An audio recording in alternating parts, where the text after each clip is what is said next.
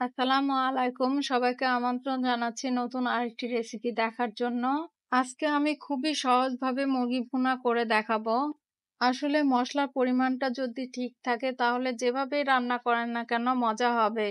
তো চলুন দেখে নিন এর পুরো প্রস্তুত প্রণালী। এখানে আমি একটা দেশি মুরগি ভালো করে ধুয়ে পানি ঝরিয়ে নিয়েছি। আমি দেশি মুরগি নিয়েছি, আপনারা যেকোনো মুরগি নিতে পারেন। কানের সাইজটা দেখে বুঝতে পারছেন মুরগিটা কতটুকু হবে। আর আমি এখানে মুরগির কলিজা, গলা, গিলা সব নিয়েছি। আপনারা চাইলে এগুলো বাদ দিয়ে শুধু মাংস রান্না করতে পারেন। মাংসের মধ্যে দিয়ে দিলাম 1 কাপ পেঁয়াজ কুচি। আমি চুলা কিন্তু এখনো জ্বালাইনি। 1 টেবিল চামচ রসুন বাটা, 1 টেবিল চামচ আদা বাটা, 1/2 টেবিল চামচ লবণ। আপনারা লবণটা পরিমাণ মতো দিয়ে নেবেন। দিচ্ছি 1 চা চামচ মরিচ গুঁড়া, হলুদ গুঁড়া 1 চা চামচ, জিরা গুঁড়া 1/2 চা চামচ, ধনিয়া গুঁড়া দিয়ে দিলাম 1/2 চা চামচ। মুরগির মাংসে জিরা আর ধনার গুঁড়াটা অল্প দিতে হয়, তাহলে টেস্টটা ভালো আসে। 2 টুকরো দারুচিনি, 2টো এলাচ, এলাচের মাথাটা একটু ফাটিয়ে নিয়েছি। একটা তেজপাতা মাঝখান থেকে ছিঁড়ে দিচ্ছি। দিচ্ছি 1/4 কাপ তেল। এখন সবগুলো উপকরণ মাংসের সাথে খুব ভালোভাবে মাখিয়ে নিচ্ছি। আপনারা যদি হাত দিয়ে মাখাতে না চান তাহলে এই অবস্থায় চুলাটা জ্বালিয়ে একটু কষিয়ে নিবেন। খুব ভালোভাবে মাখিয়ে নেওয়া হয়ে গিয়েছে। এর মধ্যে দিয়ে দিচ্ছি 1 কাপ পানি। এখন ঢেকে চুলাটা জ্বালিয়ে ফুল আঁচে প্রথমে বলক তুলে নিব।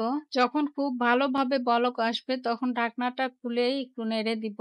আবারও ঢেকে দিব, অপেক্ষা করব মাংসটা সিদ্ধ হওয়া পর্যন্ত, আর মাঝে মাঝে নেড়ে দিব। আমি মাঝে মাঝে নেড়ে দিয়েছিলাম। মাংসের পানিটা প্রায় শুকিয়ে এসেছে। আর আমি চেক করে দেখেছি মাংসগুলো সিদ্ধ হয়ে গিয়েছে। এখন অনবরত নেড়ে মাংসটা কষিয়ে নিব। আপনাদের যদি এই পানিতে মাংস সিদ্ধ না হয় তাহলে গরম পানি দিয়ে মাংস সিদ্ধ করে নেবেন।